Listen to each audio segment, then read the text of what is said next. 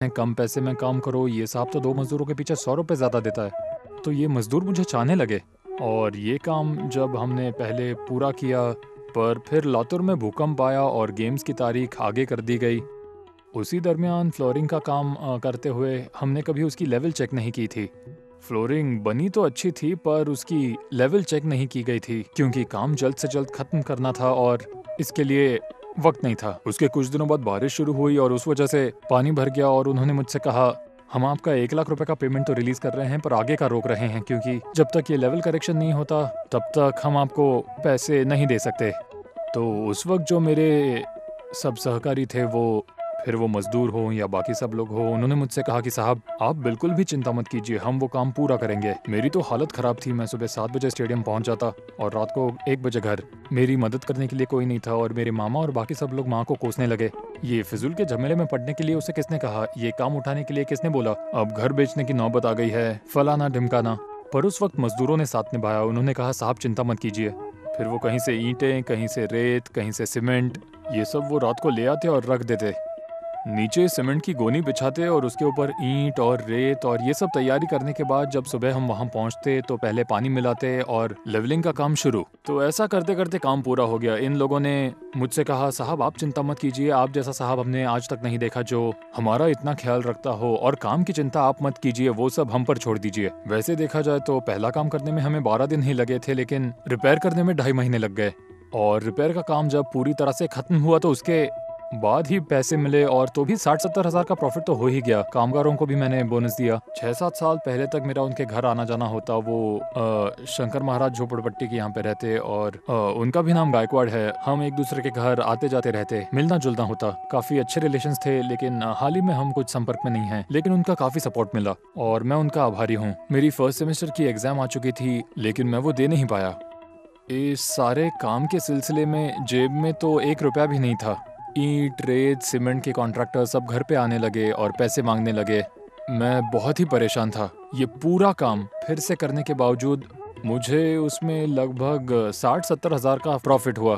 फिर first semester के सारे पेपर सीधे सेकंड सेमेस्टर में ही दे दिए। फिर टाटा मोटर्स में ग्रेजुएट ट्रेनी इंजीनियर की पोस्ट पर मेरा सिलेक्शन हुआ और इस तरह मेरी नौकरी शुरू हुई। गायकवाड़ साहब और मेरे रिलेशंस काफ़ी पुराने हैं, यानी पिछले 3 पीढ़ियों से। मेरे दादाजी, उनके दादाजी, मेरे पिताजी और उनके दादाजी, इनके संबंध इतने पुराने रह चुके हैं। और कुछ साल पहले जब मैं पुणे से अपने गांव जाता, तभी मैं मेरे ख्याल से 5वीं या 6ठी कक्षा में और वो 3री या 4थी कक्षा में थे। तभी से हम छुट्टियों में मिलते रहते थे और उस वक्त हमारी बातचीत होती और अगर कभी लगा तो एक साथ घूमने चले जाते थे। कभी कभी तो ऐसा भी हुआ है कि मैं ज़बरदस्ती उन्हें हमारे रहमतपुर के सिनेमा घर में पिक्चर दिखाने ले गया और मैं थोड़ी दादागिरी करता और उन्हें मुफ्त में पिक्चर दिखाता। उसका बहुत अलग मज़ा था। उसके बाद जब भी वो आते तो कहते कि पिक्चर देखनी है और वो भी मुफ्त में देखनी है। तो दादागिरी सिर्फ पिक्चर मुफ्त में देखनी है यहीं तक सीमित थी, उससे ज़्यादा कुछ नहीं। उमेश और गायकवाड़ दोनों की दोस्ती भगवान की दया से आज भी बरकरार है। दोनों एक दूसरे का अच्छा साथ निभाते हैं, इसलिए वो दोनों काफी अच्छे दोस्त हैं और कारोबार भी बहुत अच्छे से चलाते हैं। शंकरराव मोहिते पाटिल महाविद्यालय में मुझे नौकरी मिली। इंटरव्यू में मुझे पहला नंबर मिला और उसके बाद मैंने एमकॉम एक्सटर्नल में एडमिशन लिया। उस वक्त इम्तिहान पुणे में होते थे और तब मैं उनके घर जाता। उन 2 महीनों में मैं उनकी जो पुरानी साइकिल थी वो लेकर इम्तिहान देने जाता। इस तरह हमारी मुलाकात अक्सर होती रहती थी। एक दिन उन्होंने वर्कशॉप शुरू किया, तब वो टाटा मोटर्स में सर्विस कर रहे थे और अचानक बोलते बोलते वो कह गए कि हमें कुछ अलग करना चाहिए। टेल्को की नौकरी हनुमंतराव जी के जीवन का एक महत्वपूर्ण मोड़ साबित हुआ, क्योंकि इसी नौकरी से उनके व्यवहारिक और आर्थिक जीवन में बड़े बड़े बदलाव आए। वैसे जीवन का एक बहुत ही सादा और सरल नियम है, जब आप अपने लक्ष्य का धीरज और लगन से पीछा करते हैं तो आपकी तैयारी बिल्कुल पूरी होनी चाहिए, क्योंकि आपका लक्ष्य कब आपके सामने आ जाएगा इस बात का आपको भी बिल्कुल पता नहीं चलेगा। जो मौका आपको मिला है वो आपके लिए फायदेमंद साबित हो सकता है या नहीं, ये जानना और समझना बहुत जरूरी है। और अगर आप ये बात जान गए तो फिर आपको कोई नहीं रोक सकता। जब कॉलेज में था तभी भारत विकास प्रतिष्ठान की स्थापना की और स्थापना के लिए जो लोगो बनाया था, उस लोगो के अंदर भारत के नक्शे में एक दिया बनाया सूरज के अंदर भारत का नक्शा बनाया था। तभी विवेकानंद जी की काफ़ी किताबें पढ़ता था और कंसेप्ट ऐसी थी कि एक गांव के लिए, एक घर के लिए कुछ अलग कर दिखाना है और भारत का नाम पूरी दुनिया में रोशन होना चाहिए। यही सोचकर भारत विकास प्रतिष्ठान की स्थापना की। ट्रस्ट और सोसाइटी के रजिस्ट्रेशन के लिए 50 रुपए भरने पड़ते, वो भी जेब में नहीं थे, इसलिए साल भर रुकना पड़ा और 1 साल बाद रजिस्ट्रेशन हुआ। उसके बाद मेरी पढ़ाई पूरी हुई, मैं इंजीनियर बना, फर्स्ट क्लास मिला और टाटा मोटर्स में ग्रेजुएट ट्रेनी इंजीनियर की नौकरी मिली। अब तक हमने श्री हनुमंतराव जी गायकवाड़ इस महान व्यक्तित्व की यशोगाथा को देखा। वो सातारा जिले के रहीमतपुर से हैं। रहीमतपुर की नगर पालिका महाराष्ट्र की सबसे पुरानी नगर पालिकाओं में से एक होने के बावजूद भी देखिए आज ये कितना अलग है। यहाँ की बस्तियाँ, यहाँ के बाजार,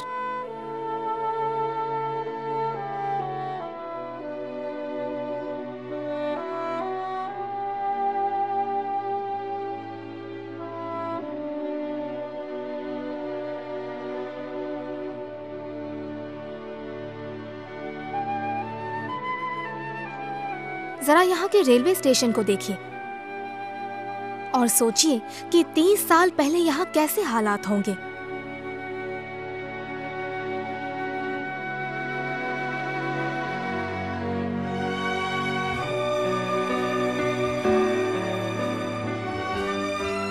और छुट्टियों में वो गांव में आकर रहते थे। उस जमाने में रेलवे प्लेटफॉर्म पर फल बेचने वाला ये बालक आज राष्ट्रपति भवन, प्रधानमंत्री कार्यालय, प्रधानमंत्री निवास, लोकसभा, राज्यसभा जैसे सर्वोच्च स्थानों पर खुद के बलबूते पर अपनी कंपनी द्वारा मेंटेनेंस का काम कर रहा है। केवल 8 लोगों की सहायता से शुरू किया हुआ ये कारोबार आज पूरे देश में अपनी कंपनी द्वारा 30,000 लोगों को रोजगार दे रहा है। वाकई ये बहुत ही बड़ी उड़ान है। अब हम हनुमंतराव जी के आगे का जीवन सफर जानेंगे। उमेश माने साहब मेरे अच्छे दोस्त हैं जो अभी कंपनी के वाइस चेयरमैन भी हैं।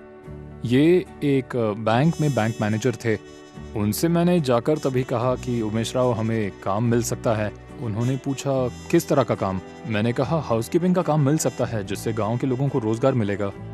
तो उमेश को ये कल्पना बड़ी अच्छी लगी।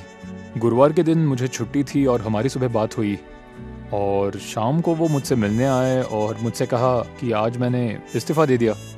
उमेश ने 97 के जनवरी में इस्तीफा दे दिया और 22 में 97 में भारत विकास प्रतिष्ठान को 8 लोगों का पहला हाउसकीपिंग का कॉन्ट्रैक्ट मिला। लेबर कॉन्ट्रैक्टर ये काम हमने मई 1997 से शुरू किया। उससे एक दिन पहले जब हमारी मीटिंग हुई उसी वक्त हमने ये तय किया कि कारोबार आप बढ़ाएंगे और मैं संभालूंगा, और इस बात को आज 13 साल हो चुके हैं।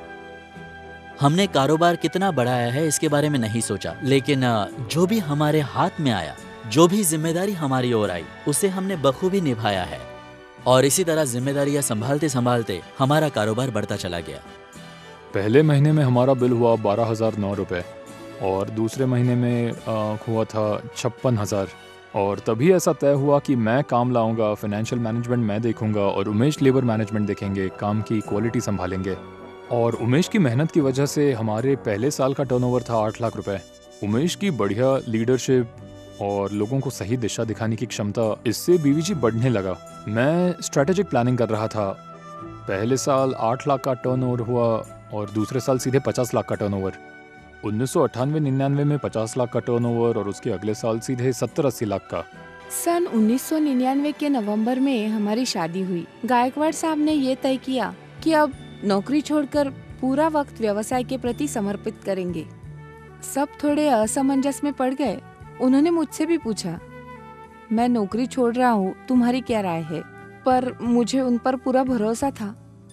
उनकी काबिलियत व्यवसाय में बहुत आगे ले जाएगी, इसका मुझे यकीन था। और फिर उन्होंने व्यवसाय शुरू किया और वो हमेशा पॉजिटिव ही सोचते हैं और उनकी एक खासियत है कि अपने लोगों के लिए वो कुछ करना चाहते हैं और इसी बात का मुझे बहुत गर्व है। अगर आप चाहते हैं कि आपका कारोबार सफलता के शिखर तक पहुंचे, तो उसके लिए अपना पूरा वक्त समर्पित करना आवश्यक होता है, क्योंकि वो आपका सपना होता है, जिंदगी का लक्ष्य होता है। इसलिए ये तो लाजमी है कि खुद के बिजनेस में आवश्यक सारी बातें सिर्फ उस बिजनेस को चलाने वाला ही बखूबी जान सकता है। पहले हाउसकीपिंग के काम से शुरुआत हुई, उसके बाद मैकेनाइज्ड हाउसकीपिंग के काम मिले, उसके बाद लैंडस्केपिंग, गार्डन के काम मिलने लगे। ऐसे अलग अलग तरह के काम शुरू किए। मैंने सोचा पुणे के बाहर काम शुरू करना चाहिए, बाकी सब लोग तो पुणे में ही काम करते हैं, और वैसा मुझे मौका भी मिला। तभी एक इक्विपमेंट बनाने वाली कंपनी ने बैंगलोर के किसी कंपनी को हमारा नाम बताया। उस वक्त भारत में मैकेनाइज्ड क्लीनिंग बस शुरू हुआ था, मतलब यंत्रों की सहायता से सफाई करना। और तभी बैंगलोर में जी पावर कंपनी को खुद इक्विपमेंट में इन्वेस्टमेंट नहीं करनी थी, तो वो किसी को इस काम का कॉन्ट्रैक्ट देना चाहते थे। तो उन्होंने उस कंपनी से पूछा क्या कोई ऐसी पार्टी है जो इस इक्विपमेंट को खरीदे और खुद काम करे। ये मौका मैं गंवाना नहीं चाहता था, तो मैंने तुरंत बिना सोचे हाँ कह दिया। उस वक्त हमने टाटा सुमो खरीदी थी, तो सुमो में 10 लोगों के साथ हम रातों रात बैंगलोर के लिए रवाना हो गए। दूसरे दिन वहाँ सुबह पहुँचते ही काम शुरू कर दिया। ऐसे ही फिर बैंगलोर में और 7-8 कंपनीज़ के काम मिले। उसके बाद फिर हमने चेन्नई में ब्रांच शुरू की। चेन्नई में भी हमें 2-3 काम मिले। ऐसे फिर साउथ में हमारा काम शुरू हुआ। छत्रपति शिवाजी महाराज का मेरे सामने आदर्श था, और ठीक उन्हीं की तरह मैंने दक्षिण की तरफ अपना रुख मोड़ लिया, और यही मेरी योजना भी थी। सातारा के मेरे जो सारे दोस्त थे उनमें उमेश भी था, और मेरे बाकी सारे सहकारी दोस्त जो दिन रात काम करते थे, उन्हीं की मेहनत की वजह से ये साउथ का काम बड़ा अच्छा हुआ। अपने कारोबार को उसकी चरम सीमा तक ले जाने के लिए इस व्यवसाय से जुड़ा अर्थकारण, मार्केटिंग, व्यवस्थापन, इन सभी चीजों का सही तरह से नापतोल करना और सही मायने में इन्हें लागू करना, ये बड़ा ही जोखिम भरा काम है। मैनेजमेंट की भाषा में इसे रिस्क फैक्टर कहते हैं। हमें एक बड़ा मौका मिला 2003 में, और वो था पार्लियामेंट हाउस के अंदर बनाई गई नई लाइब्रेरी का काम, जो बस तभी बनी थी। वो बड़ी ही विशाल लाइब्रेरी है, 6 लाख स्क्वायर फीट की, और पार्लियामेंट की अहमियत को मद्देनजर रखते हुए बिल्डिंग की 2 मंजिलें जमीन के नीचे बनाई हैं। बेसमेंट 1, बेसमेंट 2 और ग्राउंड फ्लोर और ग्राउंड प्लस 1, ऐसे 4 मंजिलों की वो बिल्डिंग है। उन्हें उस बिल्डिंग को बड़े ही अच्छे तरीके से मेंटेन करनी थी। फिर एक बार उस इक्विपमेंट कंपनी ने भारत विकास सर्विसेज का नाम सुझाया। उस वक्त हमने नाम बदला था क्योंकि पार्टनरशिप फर्म बनाई थी उमेश ने, हमने और बाकी सब सहकारियों ने मिलके। उस वक्त लाइब्रेरी प्रोजेक्ट के चीफ थे के श्रीनिवासन, जो एक बड़े ही भले इंसान हैं। उनसे कहा गया कि भारत विकास सर्विसेज नामक पुणे की एक कंपनी है जो साउथ में बड़ा ही अच्छा काम कर रही है, उन्हें मौका दिया जा सकता है। दिल्ली के पार्लियामेंट लाइब्रेरी के काम के लिए श्रीनिवासन साहब ने हमें वहाँ बुलाया और हमसे कहा कि वो काम वो आउटसोर्स करना चाहते हैं। हमसे पूछा क्या वो काम हम करना चाहेंगे। हम तो तैयार थे ही। उन्होंने बताया टेंडर 6 महीने का ही निकलेगा, पर इक्विपमेंट की किश्त आपको 5 सालों तक चुकाने पड़ेंगे। क्या आप तैयार हैं? मैंने सोचा इतना बड़ा मौका मिला है, ये नहीं गंवाना चाहिए, तो मैंने इस काम के लिए तुरंत हाँ कर दी। फिर हमने टेंडर भरा और हमें वो मिल गया। टेंडर मिलने के बाद हमने वो काम बड़े ही अच्छे तरीके से किया और टेंडर को 13 महीनों तक बढ़ाया गया। श्री हनुमंतराव जी के जीवन की ये सफलता भरी कहानी कड़ी मेहनत करने वालों को मिलने वाली सफलता का एक उत्तम उदाहरण है। पार्लियामेंट लाइब्रेरी के मेंटेनेंस का काम ये उनकी सफलता का पहला कदम था, और उसके बाद पार्लियामेंट लाइब्रेरी का काम अच्छे तरीके से करने के बाद फिर हमें पार्लियामेंट हाउस का काम मिला। वो काम भी हमने बड़े अच्छे तरीके से पूरा किया। पहले 2 महीनों तक हमें लोकसभा चेंबर, राज्यसभा चेंबर नहीं सौंपा गया था, क्योंकि 2 साल पहले ही पार्लियामेंट पर हमला हुआ था और प्राइवेट किसी भी कंपनी को लोकसभा चेंबर या राज्यसभा चेंबर का काम देने पर सिक्योरिटी एजेंसी ने ऑब्जेक्शन उठाया था, और उस ऑब्जेक्शन की वजह से हमें सिर्फ बाहर का काम मिला था। और हमने वो बाहर का काम बड़े ही अच्छे तरीके से पूरा कर दिखाया था। और फिर सवाल उठने लगे कि अंदर का काम थोड़ा ख़राब है, पर बाहर का काम तो बहुत बढ़िया है, ऐसा क्यों? तो उन्हें बताया गया कि बाहर का काम आउटसोर्स किया गया है बीवीजी नामक पुणे की कंपनी को, और अंदर का काम परमानेंट लोग करते हैं। तो ये सुनने के बाद उन्होंने फैसला लिया कि पूरा ही काम यही इसी कंपनी को दिया जाए। और इस तरह फिर Lok Sabha chamber, Rajya Sabha chamber, central hall, यानी पूरे पार्लियामेंट के हाउसकीपिंग का काम बीवीजी को मिल गया। अलग अलग लोग, उनके अलग अलग क्षेत्र और सबका अपना अपना संघर्ष, पर इस संघर्ष के बाद प्राप्त होने वाली सफलता अद्भुत होती है। क्योंकि ये लोग जो सपने देखते हैं वो होते हैं बहुत बड़े, और इसीलिए कामयाबी सामने से आकर ऐसे लोगों के कदम चूमती है। आदरणीय पंतप्रधान जी सुबह रेडस्टोन के ट्रैक पे रोज सुबह मॉर्निंग वॉक लेते हैं, तो वो ट्रैक खराब हो गया था और उसे साफ करने के लिए हमसे कहा गया था। तो वो ट्रैक जो पूरी तरह से मैला हो गया था उसे हमने एक ही दिन में हाई प्रेशर जेट से साफ किया और वो फिर से लाल रंग का दिखने लगा। फिर हमें 2 महीनों का ट्रायल सौंपा गया जो हमने अच्छे से पूरा किया।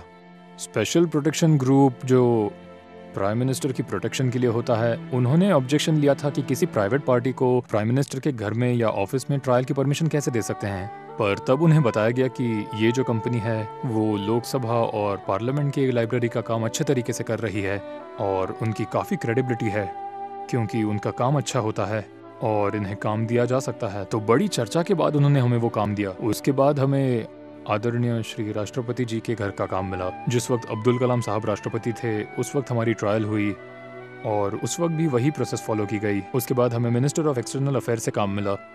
उसके बाद फिर hospitals, AIIMS, Delhi high court, ऐसे दिल्ली में काफ़ी काम मिले और ऐसी ही हमारी प्रगति प्राइवेट इंडस्ट्री में भी हुई। बीवीजी के काफी नए साइट शुरू होते रहते हैं। हर महीने हमारे लगभग 2-3 नए साइट शुरू होती है।